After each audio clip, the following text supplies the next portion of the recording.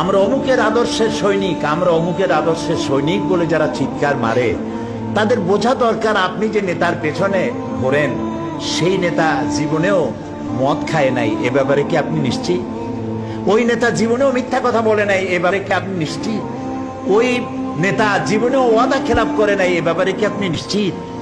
এই নেতা জীবনেও কোনোদিন পরনারী স্পর্শ করে নাই, এই ব্যাপারে কি আপনি নিশ্চিত? এর কোনো ব্যাপারে আপনি গ্যারান্টি দিতে পারেন না, অথচ তার জন্য জীবন দিতে পারেন। ফাইনা তাযাবুন, কোথায় চলছেন আপনি? এমন এক ব্যক্তিকে আল্লাহ নেতা বানিয়েছেন, নেতা করে দুনিয়া পাঠিয়েছেন, যিনি সর্বকালের সর্বযুগের আয়নার মতো পরিষ্কার চেহারা, যাকে দেখতে কোনো লাইটের দরকার হয় না, দিনেও দেখা যায় রাতেও দেখা যায়।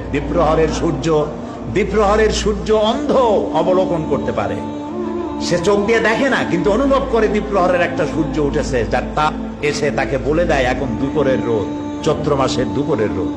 সুতরাং নবী করিম সাল্লাল্লাহু আলাইহি ওয়াসাল্লামের চরিত্র ছিল আকাশের সূর্যের মতো দীপ্তমান, গোটা বিশ্বের মানুষের কাছে উজ্জ্বল, যার জন্ম থেকে শুরু করে মৃত্যু পর্যন্ত এমন একটা দিক নাই, বিভাগ নাই যা সাহাবায়ে কেরাম সংরক্ষণ করেন নাই।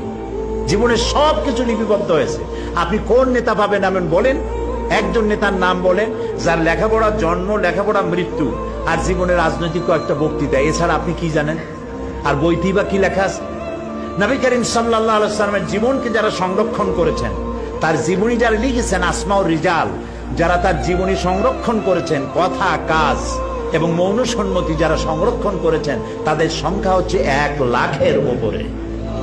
পৃথিবীর কোন মানুষের জীবনকে এইভাবে হাই পাওয়ারের মাইক্রোস্কোপ যন্ত্র দিয়ে কোন মানুষকে এভাবে দেখা হয় নাই যা দেখা হয়েছে রাসূলকে।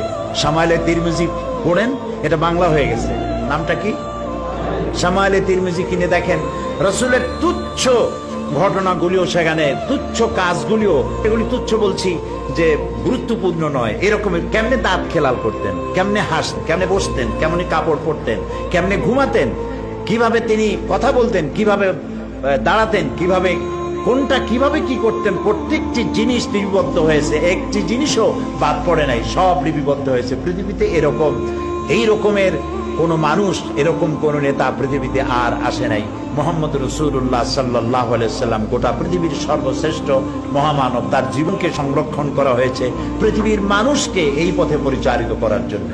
তিনি ছিলেন